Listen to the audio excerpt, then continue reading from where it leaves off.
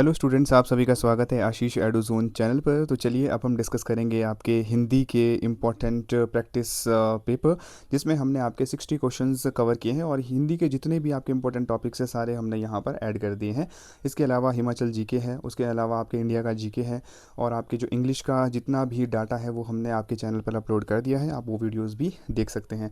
तो चलिए शुरू करते हैं आपके पर्यायवाची और विलोम शब्द से। तो सबसे पहले हम देखेंगे आपके पर्यायवाची शब्द, तो हम थोड़ा जल्दी कवर करने की कोशिश करेंगे, ठीक है।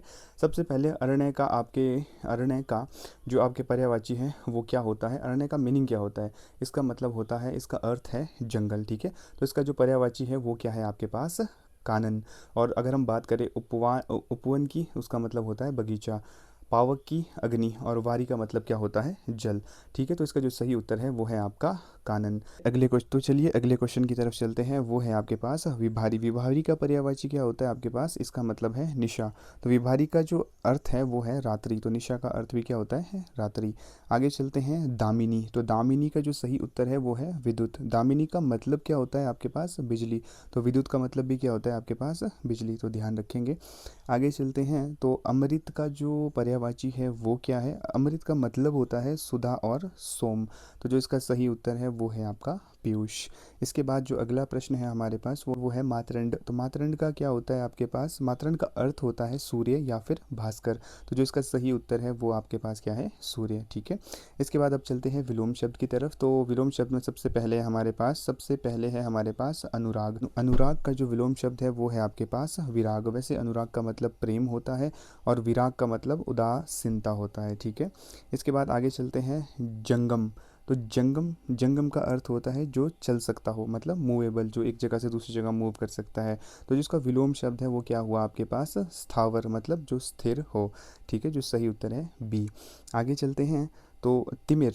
तिमिर का मतलब क्या होता है, अंधकार। तो जो इसका सही उत्तर होगा वो है आपके पास आलोक। आलोक का मतलब होता है आपके पास प्रकाश। तो ये ध्यान रखना है आपने। इसके बाद चलते हैं इसके बाद है अवर्चिन। अवर्चिन का जो मतलब है वो होता है आधुनिक और नया। तो हमारे को देखना है इसमें प्राचीन मतलब पुराना। तो जो इसका विलोम शब्द है वो है आपके पास प्राचीन। आगे चलते हैं, आगे हमारे पास है उत्कर्ष। तो उत्कर्ष का मतलब क्या होता है, उन्नति या ऊपर खींचना, ठीक है। तो अभी जो इसका उत्तर होगा वो है अपकर्ष। इसका मतलब क्या होता है, नीचे गिरना, ठीक है। अब आगे चलते हैं अगले टॉपिक की तरफ। वो है आपके पास मुहावरे और लकोप्तियाँ। सबसे पहले है अंगूठा दिखाना, मतलब मदद करने से साफ मना कर देना। जो कोई आपसे मदद करने, आप किसी से हेल्प मांगते हो और वो आपको मना कर देता है तो उसका मतलब अंगूठा दिखाना है, ठीक है।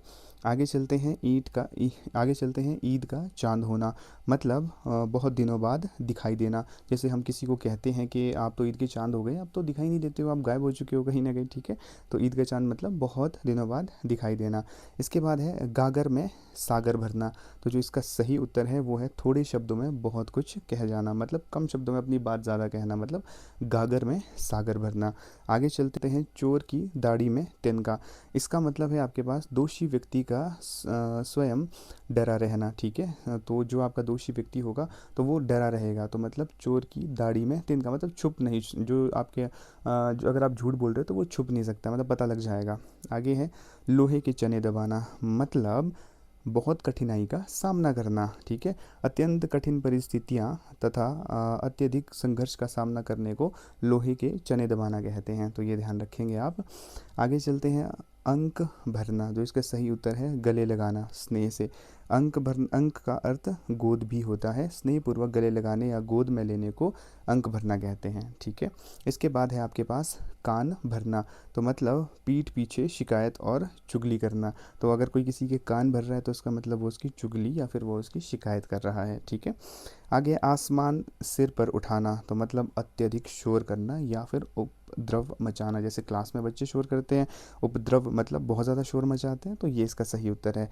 उसके बाद है चिकना घड़ा होना। चिकना घड़ा होना, तो इसका आंसर है आपका अत्यंत बेशर्म या फिर निर्लज होना, ठीक है। तो ये भी इंपॉर्टेंट है, तो आप ध्यान में रखेंगे, शेमलेस।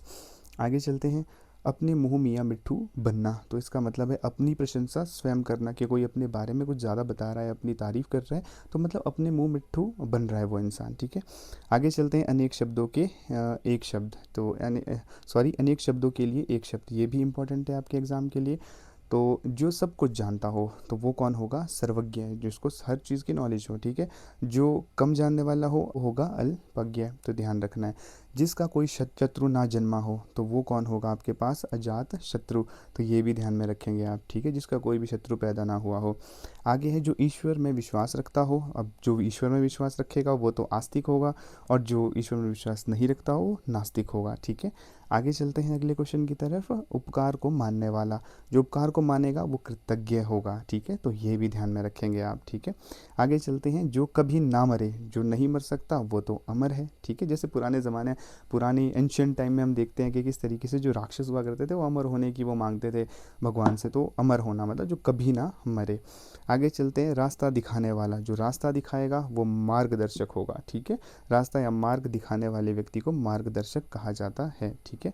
आगे है, जिसका आकार ना हो, जिसका आकार नहीं होगा वो निराकार होगा, ठीक है, इंपॉर्टेंट है।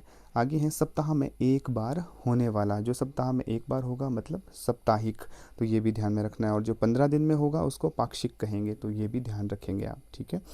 आगे चलते हैं, जो व्यक्ति विदेश में रहता हो उसे क्या कहा जाता है?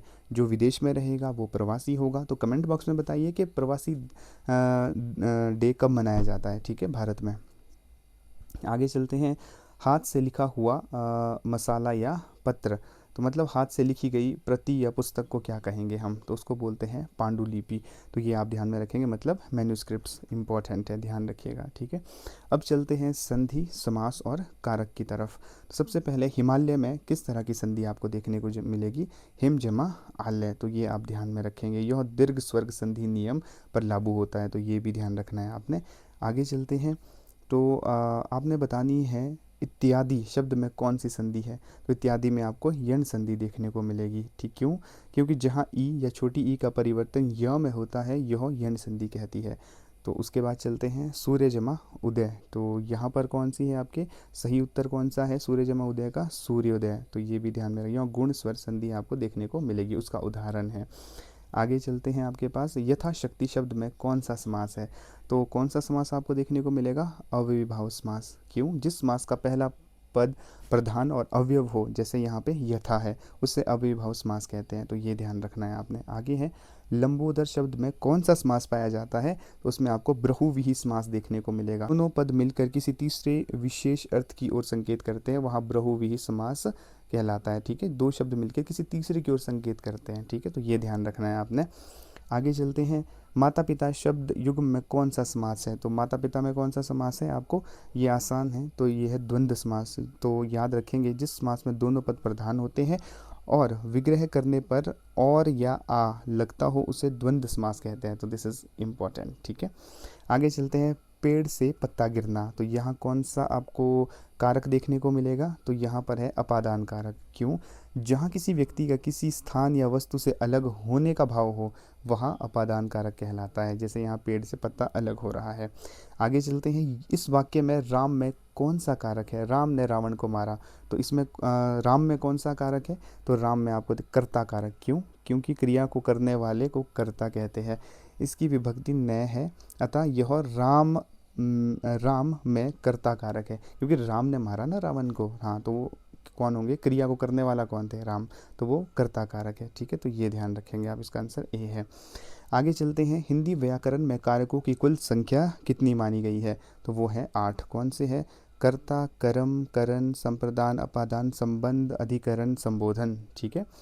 आगे चलते हैं, यह वह कुल्हाड़ी से पेड़ काटता है, वाक्य में कुल्हाड़ी से में कौन सा कारक है? कुल्हाड़ी से में कौन सा कारक आपको देखने को मिलेगा? करण कारक, क्यों? जिस साधन से क्रिया की जा रही हो उसे कारण कारक कहते हैं। यह कुल्हाड़ी पेड़ काटने का साधन है, तो कुल्हाड़ी पेड़ काटने के लिए यूज़ हुई, तो हाँ, तो वो क्या है? करण कारक, ध्यान रखेंगे। उसके बाद है करेक्ट स्पेलिंग, पहले डिस्कस करते हैं आपके यहाँ पर देखेंगे सही कौन सा है आपके पास, तो जो सही है वो है कवित्री। कवित्री परीक्षाओं में ये काफ़ी ज़्यादा पूछा जाता है, स्त्रीलिंग है वो कवित्री होता है, तो ये ध्यान रखेंगे आप। आगे आपके पास है उज्ज्वल, रखना संधि नियम उत जमा ज्वल के अनुसार दोनों जो आधे होते हैं, अतः सही वर्तनी उज्ज्वल है, तो ये ध्यान रखना है आपने, ठीक है। आगे चलते हैं, यहाँ पर भी इम्पोर्टेंट है, तो सही कौन सा है? आशीर्वाद, आशीर्वाद, आशीर्वाद में रेफ रॉ की मात्रा वा के ऊपर आएगी क्योंकि इसका उच्चारण शी भी होता है, तो ये ध्यान रखना है आपने, ठीक है। आगे चलते हैं, इसमें भी आपको देखना है, तो आगे चलते हैं, इसमें भी आपको फाइंड आउट करना है। तो जिसका सही उत्तर है वो है कृपा, क्योंकि इसमें पूरा ओ आता है, ये ध्यान रखना है आपने, ठीक है, कृपा में। उसके बाद सही स्पेलिंग की पहचान करें, सेम सन्यासी, तो सन्यासी की शब्द वर्तनी में अनुसार बिंदु और आधा नौ दोनों आते हैं, तो ये ध्यान रखना है आपने, ठीक है। वाच्य और वाक्य भेद अब ये देखते हैं।